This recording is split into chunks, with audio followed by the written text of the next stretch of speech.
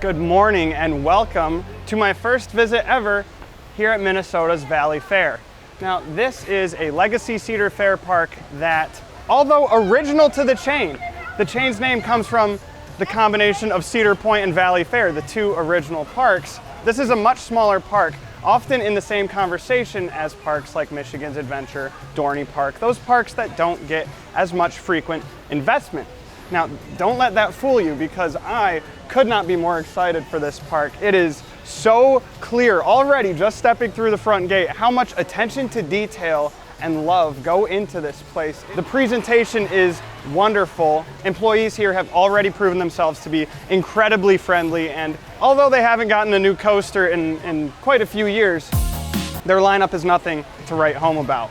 So enough talking, let's check out the rides here at Valleyfair.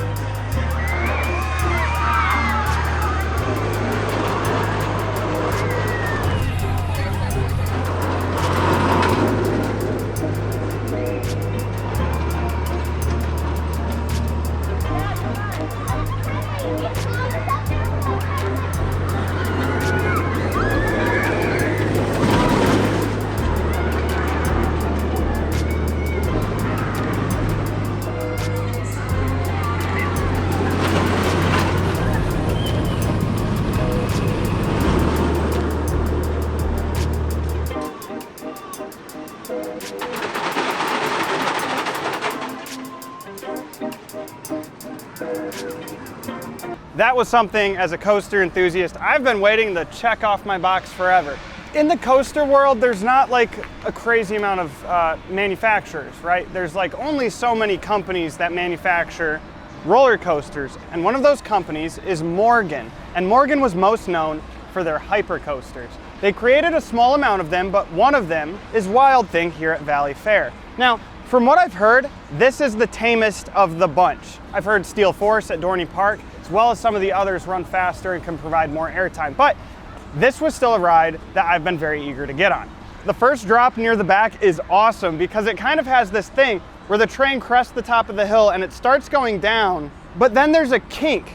And in the back of the train, that kink just kind of kicks you right over. The rest of the layout, not a ton of airtime. That first camelback does have a good bit of floater, but then you enter an impressively long sequence of turns and helices.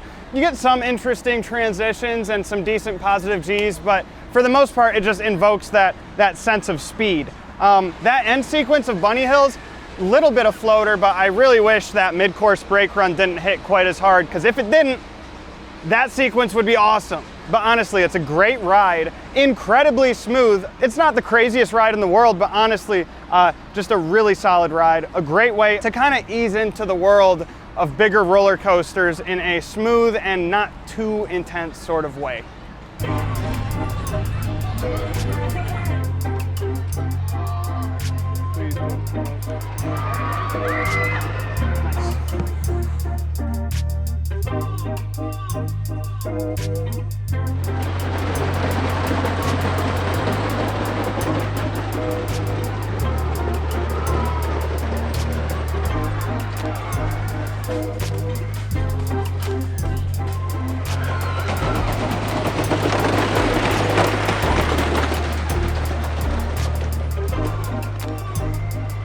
This is fun. We got the party bus over here.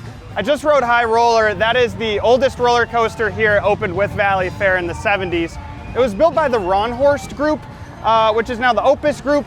Apparently they do real estate development and construction. Apparently at one point they also dabbled into roller coasters just a little bit. It's a very small kind of family Woody, only 70 feet tall, but it runs very well for its age. Some of that definitely comes from the copious amount of trim brakes throughout the ride, but it was a fun time. The party mobile just keeps going.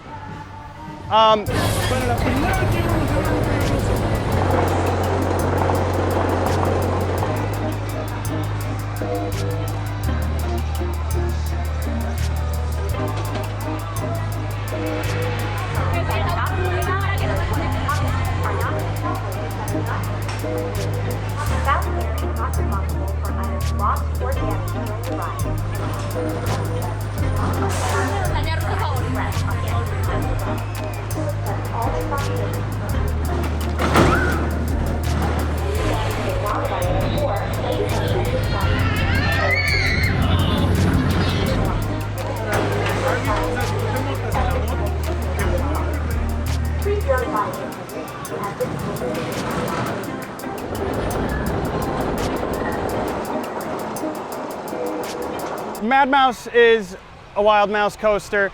This is one of the 3 remaining that was built by Arrow. This is the exact same roller coaster as the one over at Michigan's Adventure, but I like the one at Michigan's Adventure a lot better. That's because this one trims all over the place. This one does not give you the janky ejector airtime through that whole second half like Michigan's Adventures does. To people who don't want a violent Wild Mouse, that's a good thing for this ride. But for someone like me who's into weirdly intense, violent rides, I prefer Michigan's Adventures, but this is still really good. In that first half with the hairpins, it still hits those corners pretty fast. So you'll still have a good time and get a lot of those classic Wild Mouse laterals here.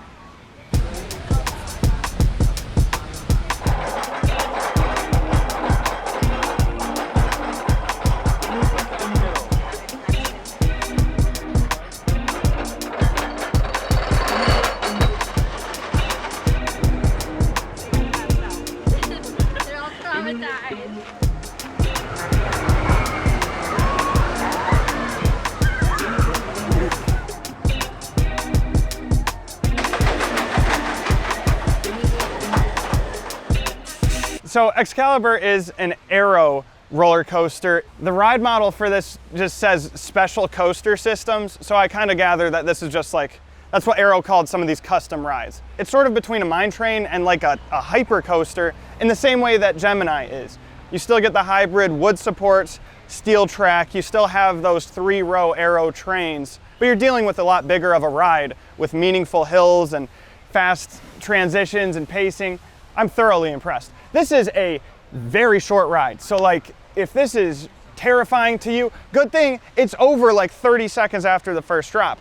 If you really like it, like me, that can be a negative, but the ride tracks pretty smoothly. It's not like a constant shake, but a lot of those transitions. It's an Arrow, what do you expect? They bent the track by hand. Of course, there's gonna be imperfections. This was well before computer-aided design for roller coasters. I really hope they can keep this around because it's a very unique ride, a very unique model. Good drop, some very intense turns, but my favorite part, there's like an S-bending airtime hill that just ejects you. And that's it, then there's no more airtime really, but that moment is great.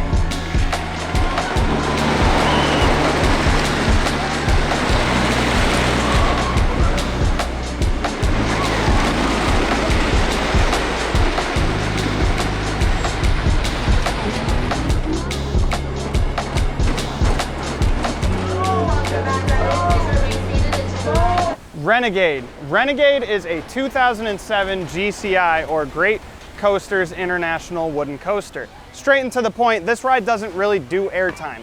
If there's any, it is of the extremely weak variety, but what this ride does well is twists and turns and transitions. My favorite part is absolutely the drop. The drop on this ride is sort of like an S-bendy drop, and I was in the back row, so I actually couldn't see which direction the drop was about to curve in, and that kind of makes it feel weird. Pretty good ride. I definitely prefer the GCIs that balance a twister layout with airtime. I think Thunderhead is still the king for me. Very good nonetheless. There is a good bit of shake to it, but it's more like loud vibration happening the whole time. It's not actually insanely like rough. It's not rough. It's just vibraty shaky. So take that for what you will.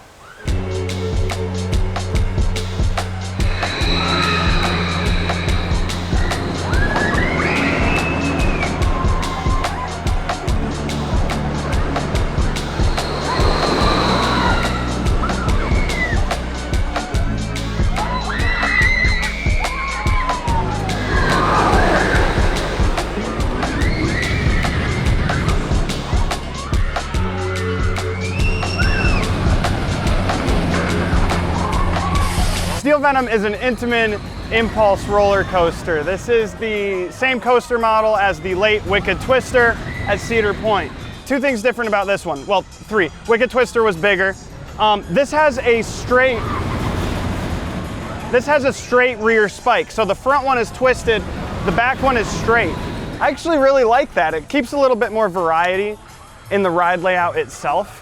But the cool part, although there are quite a few Intamin Impulses still around, this is the only one that has and still uses its rear holding brake.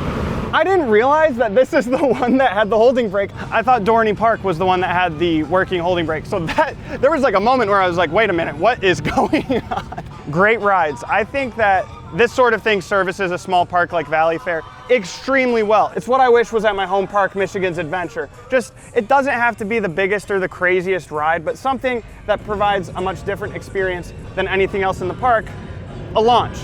It's a small footprint, but it still can pack a punch. So Steel Venom, that was a great time.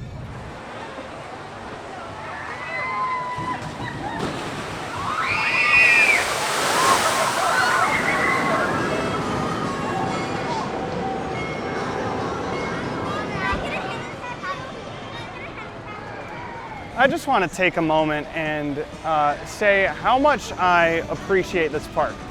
Kind of like I alluded to at the beginning of this video, this is an unbelievably clean, well-kept, atmospheric park.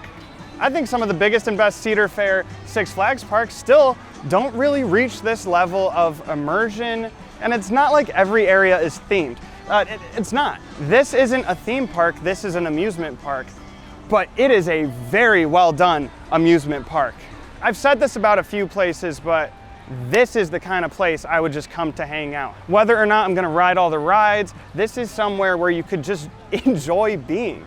And you can't say that about every Six Flags or Legacy Cedar Fair park. That's just not the case across the board. So I'm very impressed with Valleyfair.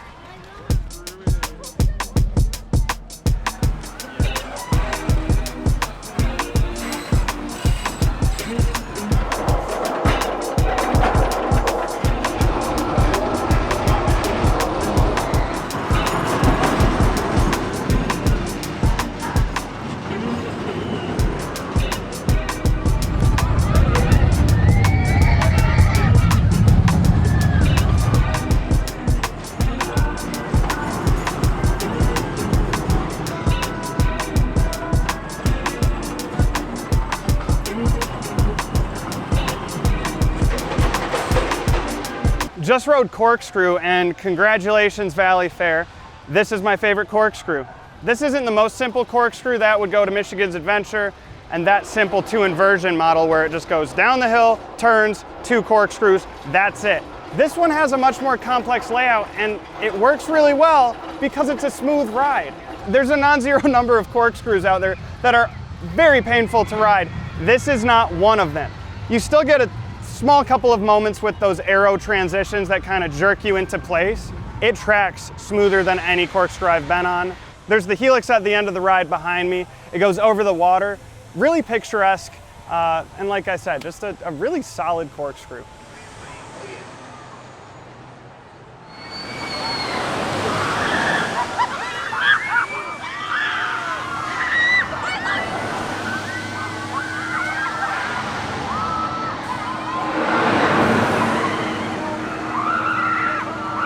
I've said it before, I'll say it again, SNS Screaming Swings are my favorite flat ride.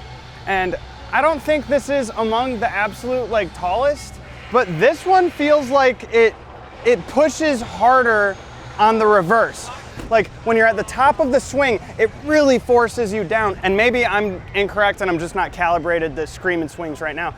But this felt like the strongest air time I've experienced when you're on that outside point getting pushed back down backwards. Really good, kind of nerve-wracking honestly, because it was like ejector on a flat ride. That was great.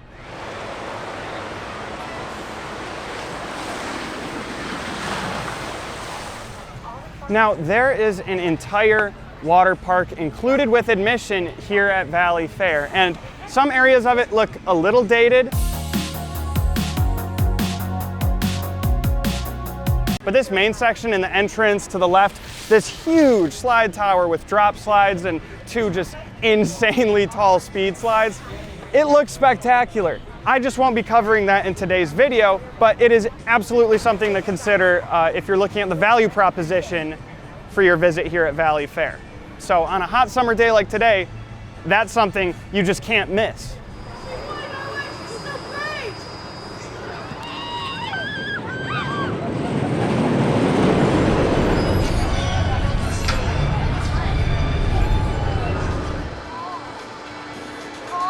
Well, that is going to do it for my day here at Valleyfair, and what a treat it was. I knew some about this park's ride lineup, but I just did not know the intricacies of Valleyfair or how clean, charming, welcoming, and just pleasant this place would be. So, although I wouldn't say any of the roller coasters here are elite, it's a very diverse lineup. And you even have flat rides like a Star Flyer, Screaming Swings, drop towers. You have a hyper coaster, a GCI Woody. You just have a lot going on. So again, I'm so happy I made it out to Valleyfair. I've been hoping to for a long time, and it's just great to finally be here. Make sure to check this park out, but that's gonna do it for me. So thank you so much for watching this video. If you liked it, consider liking it. If you want to see more roller coaster and amusement park content like this coming real soon, consider subscribing. My name is Sunburnt. You've been watching Mid-Course Discourse, and I'll see you next time.